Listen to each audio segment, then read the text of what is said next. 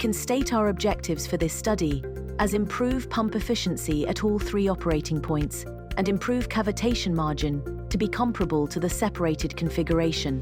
This physics-enhanced machine learning approach is built and controlled entirely within Turbo Design 1. To start, we need to set up a connection to a 3D CFD system to automatically run our high-fidelity simulations on candidate geometries that are created during the training phase of machine learning-based optimization. Turbo Design 1 can export a number of formats and geometry types, including STEP and IGES files of the fluid passage or the blade solids. It also supports both single blade or full wheel export. In this case, we choose TurboGrid format as the export for mesh generation. Here you can see hub, shroud and blade profile curves that will be exported.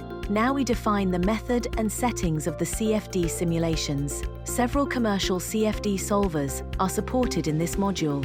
In this case, we select Ansys CFX as the solver. We define controls such as the number of parallel cores to use, the turbulence model, the target Y+ of the mesh, and the target convergence criteria to enable an early solver exit if the solution is stable. In this section, we also define the number of operating points to run as well as their target mass flow rates at each point. Users can use their own templates for mesh generation and CFD solvers to overwrite the default templates used in the CAE integration module. To get familiar with the Turbo Design 1 mechanism, it is good to mention that the main input parameters used in Turbo Design 1 can be divided into 2 categories: design specifications, including RPM, flow rate, and head and meridional geometry, and blade loading parameters. The span-wise distribution of RV theta, or circulation, can be applied to the leading edge and trailing edge of the impeller.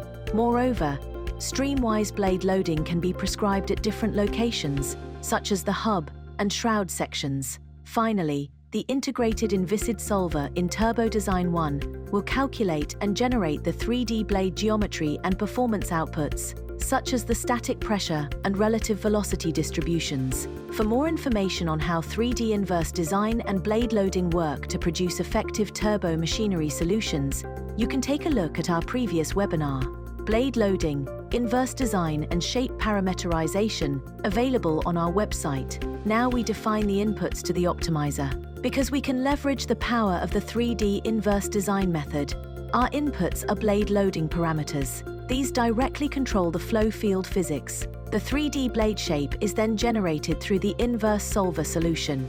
The control and flexibility of 3D inverse design parameterization means that we need just 13 parameters to completely describe a complex 3D blade shape. 8 parameters describe the distribution of blade loading across the main and splitter blades. 4 parameters control the leading edge position of the main and splitter blades, and the final parameter is blade wrap angle at the trailing edge. We allow blade wrap angle at the trailing edge to vary between plus or minus 4 degrees. You can see the effect of this parameter on the geometry in the bottom figure.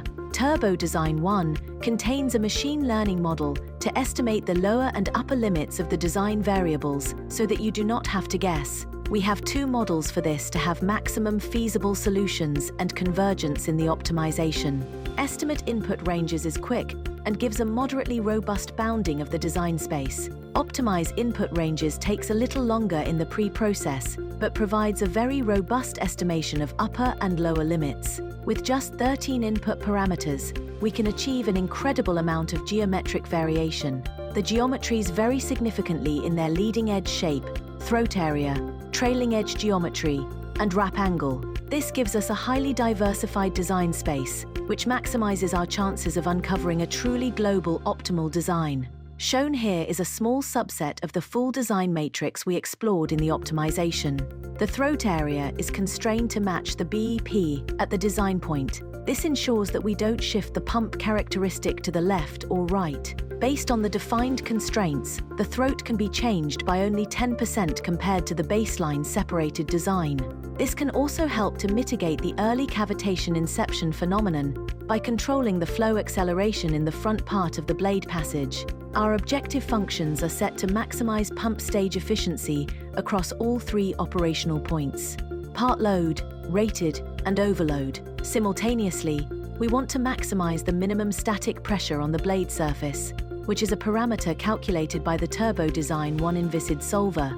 In our experience, blade minimum pressure acts as an excellent proxy for predicting cavitation onset. By maximizing this value during the optimization loop, we can effectively regain our cavitation margin before we ever run a single time-consuming 3D two-phase CFD simulation.